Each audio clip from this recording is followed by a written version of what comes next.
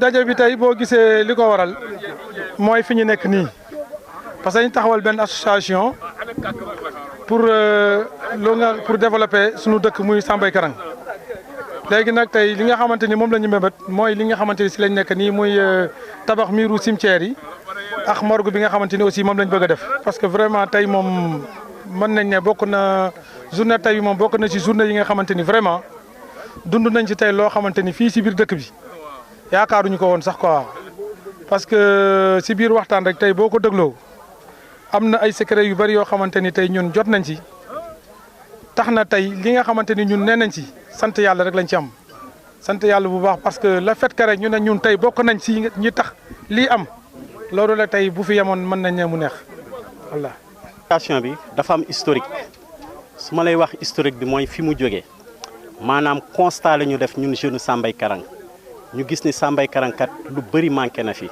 Sambay Karang presque centenaire la su matul téeméeri at li ko manqué bariwul mais soo xoolee Sambay Karang amul dara kon nag pour pallier à ça moo tax ñu créer association pour le développement de Sambay Karang c'est vrai am nañ ay objectifs ça tourne autour de 10 axes maanaam dañoo xayma feebaru dëkk bi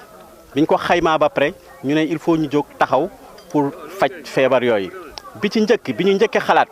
mooy fii ñu nekk tey muy armeel yi wax dëgg yàlla dëkk boo xamante ne am na téeméeri at armeel yi amul buntu maanaam fu waay jógee jàll fu rabu àll jógee jàll vraiment loolu aussi du lu rafet ci lañ jóg taxaw ñu ne armeel yi faw ñu jóg defar ko muy doon priorité numéro 1 donc tey ci la ñu nekk def pose première pierre bi yàlla def na vraiment membre yëpp ñu ngi doon cotiser ñu ngi def aussi ay demande d'aide ay demande de fonds ay aide vraiment jot nañ ci moo waral tey bés bi donc loolu moo nekkoon suñu objectif numéro 1 mais du loolu rek am na aussi comme ni ngeen ko remarqué pour dugg Sambay Karang dafa jafe donc yoon yi dafa xat donc bokk na ci suñuy objectif fexe ba Sambay Karang accessible soo xoolee Sambay Karang dafa enclavé wu ñaari accès la am mooy accès bi jógee Fambaye Góor dafa xat lool ñaari sareet sax xajuñu fa donc bokk na ci suñu projet ñu élargir yoon boobu deuxième axe bi mooy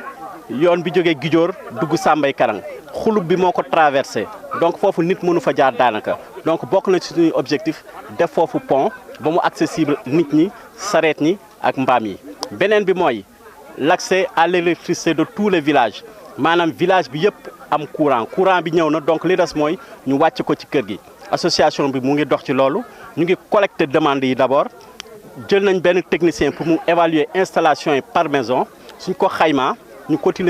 cotiser loolu nit ñi ou bien association bi débloquer fonds ñu installer kër yi courant bi wàcc ci kër yi su ko defee même su fekkee occupants yi dañuy rembourser ñu rembourser mais loolu aussi ci sunu objectif yi la bokk. donc technicien bi jël nañu contact ak moom il va venir ici dans le village kër bu nekk mu dugg fa xayma lan la installation bi di jar coût installation bi mu wax ko kër gi suñu dajalee lépp ñu procéder à l'installation kër gu nekk installé suñu installé ñu regrouper demande yi déposer ko mu doon une demande collective demande boobu su demee Sénélec mën nañ def une descente pour vérifier installation yi ndax baax na dans une première fois après ñu ñëw pour installation yi loolu moo gën a gaaw ko ñu def ko ay demandes dispersées donc association mooy occupé wu regrouper demande yëpp donc loolu mooy blocage bi mais association bi mu ngi ciy dox waaw donc toujours ci objectif si bokk na l'accès à l'eau potable defe naa ndox mi agsi na ci dëkk bi mais nekkagul ci kër yi te beneen partie dëkk bi aussi muy goxin xam ngeen ne dëkk bi xulub bi moo ko xaaj ñaar donc goxin aussi amuñu accès à l'eau potable ñoom dañuy jóge fële di ñëw fii di root si te yoon bi baaxul donc bokk na ci objectif bi fexe ba ndox mi àgg goxin donc loolu aussi ci objectif yi la beneen objectif mooy créer ay activités socio-économiques fii ci dëkk bi fexe ba jigéen ñi am ci lu ñuy yëngu maanaam jigéen ñi ak mag ñi ndaw ñi sax suñ ci mënee am xayrun mais fexe ba liy jëlee nit ñi fii di leen yóbbu Dakar ñu am ko fii su boobaa dinañu repeupler dëkk bi comme ni ngeen ko constaté Sambay Karang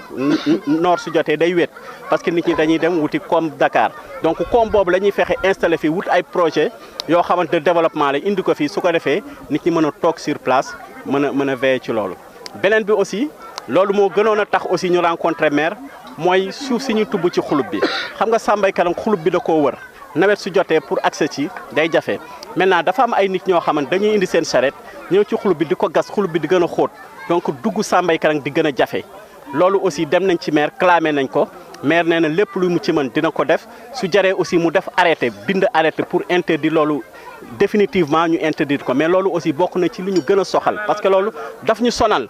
ñun nawet pour ñu dugg ci dëkk bi day metti donc activité boobu dénoncé nañ ko ci kanamu maire su jaree aussi mu dem ba préfecture wala sous préfecture wala gouvernance dinañ ko fa dénoncé aussi loolu tamit bokk na ci suñuy objectif beneen bi mooy morgue bi xam nga dëkk bi mu ngi fii am na courant mais amul morgue yàlla ñaanu ko yàlla mais dog-dog soo amee guddi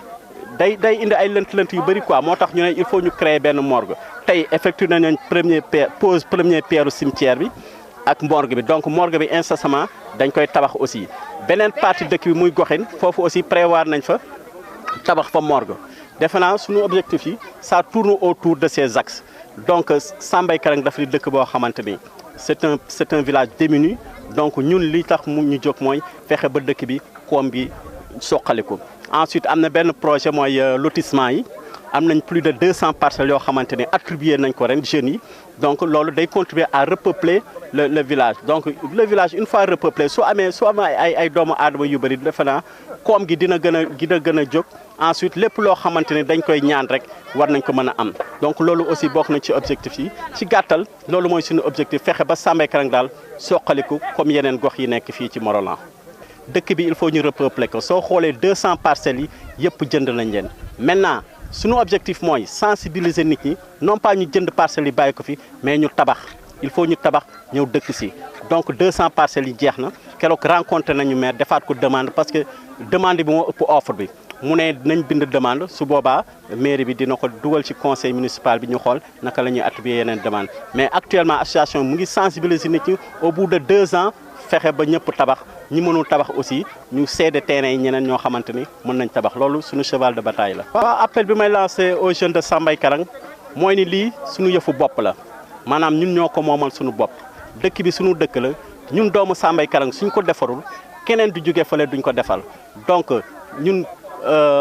sens boobu lañu capté moo tax ñu créé association bi donc li ñuy ñaan mooy képp koo xamante ne doomu Sambay Karang nga ak foo mënti nekk nga ñëw dugg ci association bi contribuer au développement de Sambay Karang parce que loolu mooy suñu objectif yàgg-yàgg fii la ñuy mujjee suñu papa yi fii lañ cosaanoo Dakar dëkkuñu fa yàgg-yàgg dañuy ñëwaat kon nañu fexe jàpp ci association bi pour mbir mi mën a dem kanam ñu mën a atteindre suñu objectif bépp projet boo xamante ne aussi mëbët nañ ko ñu mën ko réaliser donc appel boobu laay lancé à tous les jeunes de Sambay Karang